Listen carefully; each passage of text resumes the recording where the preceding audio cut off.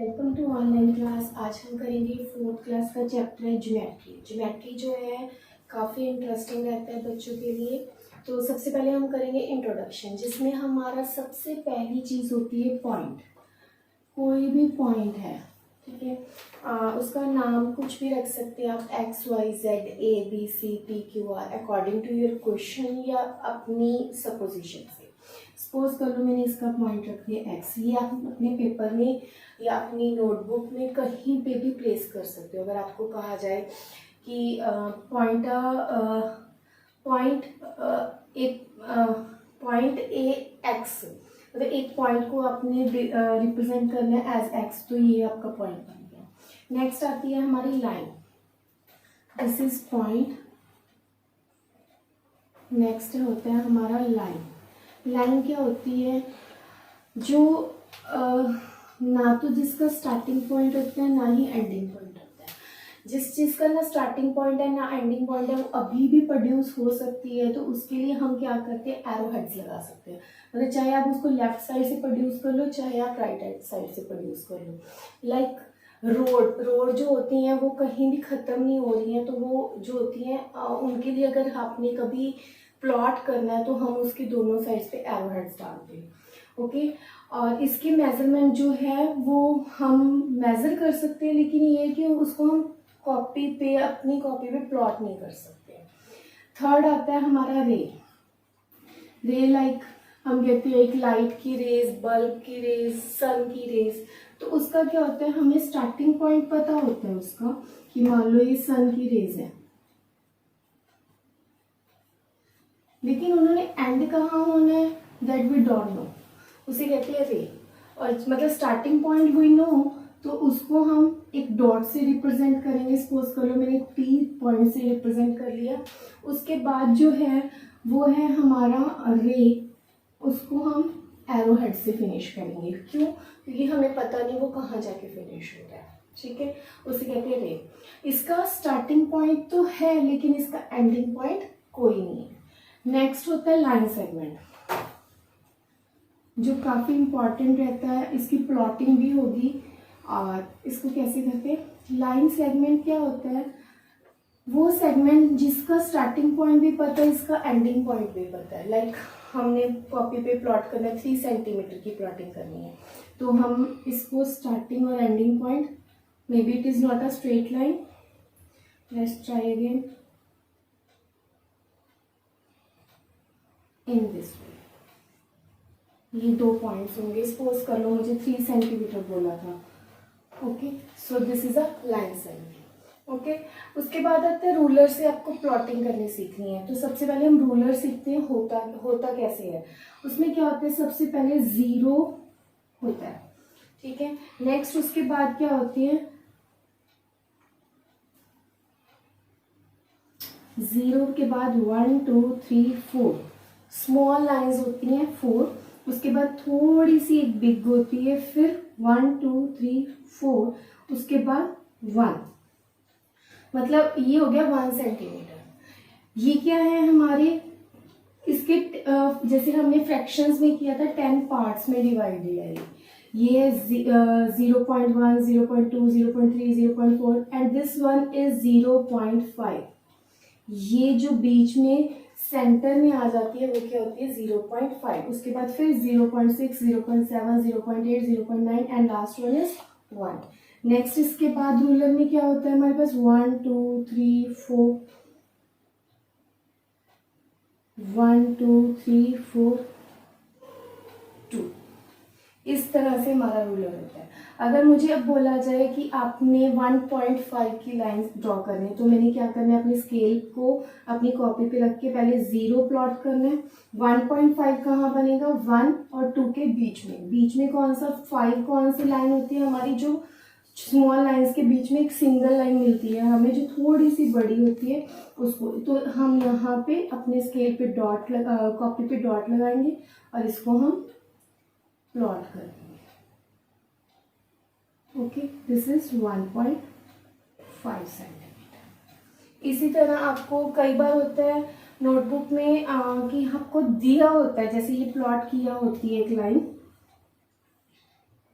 कि इसको मेजर करो, तो आपने क्या करना है, इस पे अपना स्केल रखना है, 0 से स्टार्ट करना है और लास्ट तक मेजर करना है। तो आपको पता चलेगा may be it is 2 centimetre, may be it is 2.5 centimetre. वो आप जैसे जैसे मेजर करोगे तो आपको क्लियर हो जाएगा। ठीक है, इसके बाद हम करेंगे कर्व्स। नेक्स्ट है हमारा टॉपिक कर्व्स। कर्व्स क्या होती हैं, हमें जैसे स्टार्टिंग में जब अल्फ़ाबेट सीखते हैं तो टीचर सिखाती हैं, फर्स्टली उनको सिखाया जाता है स्टैंडिंग लाइन, स्लीपिंग लाइन, और उसके बाद कर्व्स होती हैं like this.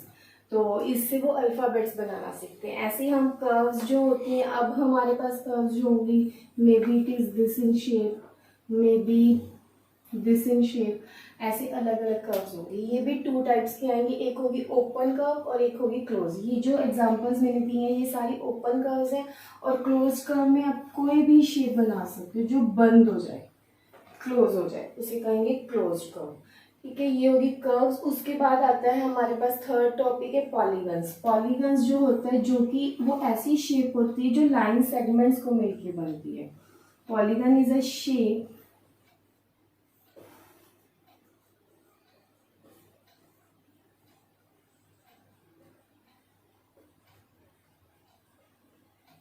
which is formed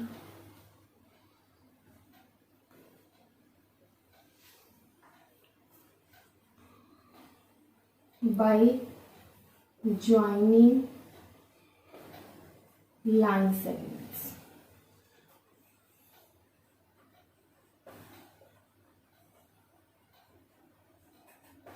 जो कि लाइन सेगमेंट्स को ज्वाइन करके बनती है, और सबसे मिनिमम जो लाइन सेगमेंट्स को ज्वाइन करके बनती है वो है ट्रायंगल, जिसमें इसमें सबसे छोटी क्या है, it is made up of 3 sides.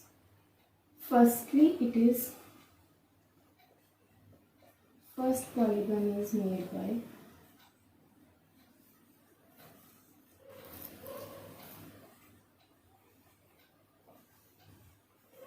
joining the 3 sides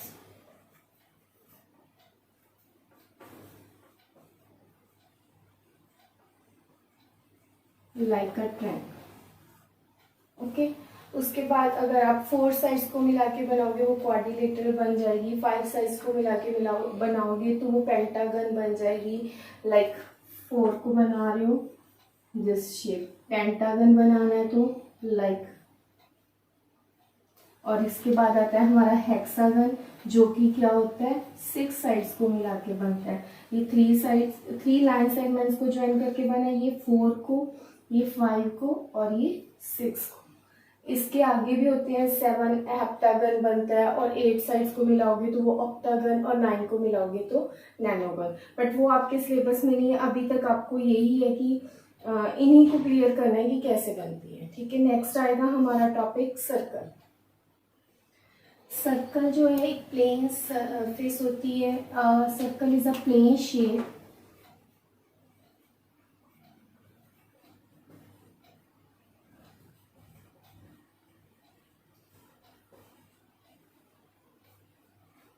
plane shape है, it has no centre, it has no sides, no corners. ठीक है, it has no sides and no corner. ठीक है, लाइक ये होता है हमारा circle. Maybe it is not a perfect circle, but फिर भी। तो ये है हमारा सर्कल, और हर सर्कल में आपको अगर कोई भी पॉइंट्स लेते हो ना, A B C D, suppose कर लो मैंने इस पे 4 पॉइंट्स ले लिए हैं, ए बी सी डी। जो इसका सेंटर पॉइंट है, जहाँ पे आप कंपास रख के इसको ड्रॉ करोगे, वो इक्वी डिस्टेंस होंगे। इक्वी डिस्टेंस मतलब इक्वल डिस्टेंस पे। इक्वी डिस्टेंस जो वर्ड है वो कैसे बना,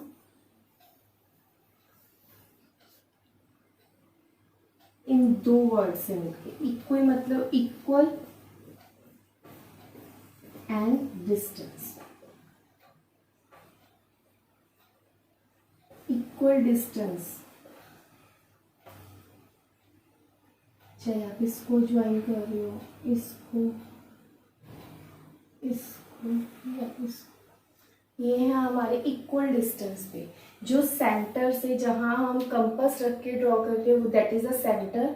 अगर वो बाउंड्री सर्कल की बाउंड्री पे कोई पॉइंट है तो सब जो भी कोई भी पॉइंट कहीं भी आप ले रहे हो तो वो इक्वल डिस्टेंस पे होंगे।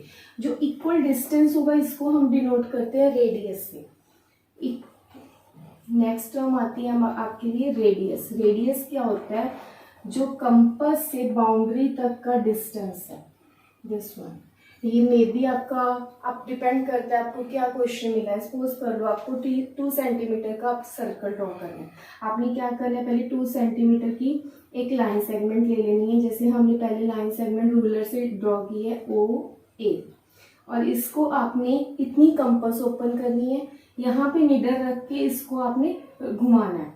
जब आप इसको घुमाओगे तो ऐसे कुछ सर्कल बनेगा, ठीक है। और ये जो होगा आपका उस टाइम पे रेडियस होगा। इसकी वैल्यू सपोज कर लेते हैं हम 2 centimetre. Okay, this is a radius. Next होता है जो हमारा डायामीटर। डायामीटर क्या चीज होती है, ये इसको अगर हम डबल कर दें, मतलब पूरी बाउंड्री, जब एक 2 पॉइंट्स को ज्वाइन करना है हमने सर्कल की, बट वो लाइन सेगमेंट जो है वो सेंटर में से अगर पास करके जा रही है तो उसे कहते हैं डायामीटर। डायामीटर जो होता है हमारे पास that is double of radius. कि अगर आपको दिया हुआ है कि रेडियस की वैल्यू क्या है, दैट इज 3 सेंटीमीटर, और आपको कहा गया डायामीटर फाइंड करो, तो कैसे करेंगे। इफ रेडियस इज 3 सेंटीमीटर, मैं ऊपर से एक बार रब कर दूं, फिर से करते हैं। ये चीज काफी इंपॉर्टेंट है, कई बार इसके बेस सम्स भी आते हैं, मैक्सिममली आते ही हैं एग्जाम में, कि आपको रेडियस दिया हुआ है और आपने डायामीटर फाइंड आउट करना है।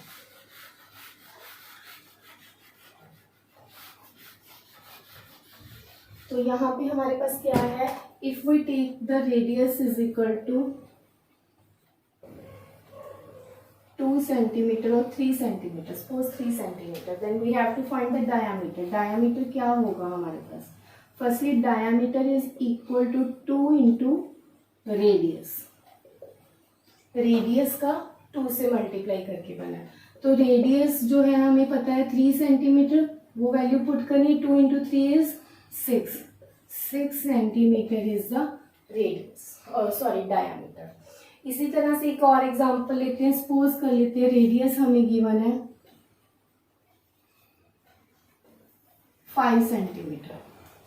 ओके, 5 सेंटीमीटर का रेडियस है। सो हमने अब अगर हमने डायामीटर फाइंड करना है तो डायामीटर क्या हो जाएगा हमारा, 2 into radius that is 2 into 5, it is 2 5 10 centimetre. Clear. Next होता है हमारा, एक होती है कोड। कोड क्या चीज होती है, जो सर्कल होता है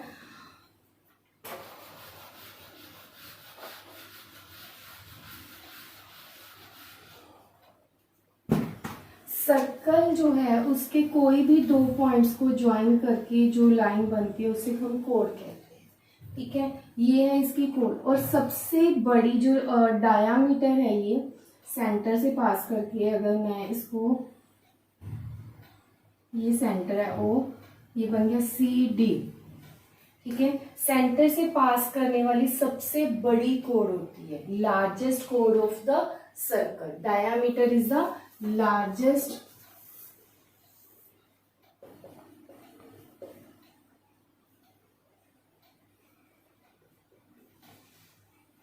code of the circle. Okay, next ये सारी जो डेफिनेशन सी होगी है, रेडियस काफी इंपॉर्टेंट है, डायामीटर काफी इंपॉर्टेंट रहता है, कई बार ये फिलअप्स बन के भी आ जाते हैं, diameter is the largest code of the circle, ये काफी इंपॉर्टेंट रहता है। और इसके अलावा हमारा लास्ट वन है कंस्ट्रक्शन, वो मैंने कुछ पार्ट इसी में बता दिया था, लेकिन फिर भी एक अलग से ये कंपास फर्स्ट टाइम स्टार्ट होती है 4th क्लास में बच्चों को, और उसके बाद जो हमने ड्रॉ करनी है, कैसे करनी है, सपोज कर लेते हैं हमने 3 सेंटीमीटर का एक सर्कल ड्रॉ करना है, तो उसके लिए हम क्या करेंगे, पहले 3 सेंटीमीटर के लिए एक सेंटर लेंगे, जैसे हम लाइन सेगमेंट ड्रॉ करते हैं, जीरो से हमने क्या करना है, 3 सेंटीमीटर की लाइन सेगमेंट ड्रॉ कर लेंगे।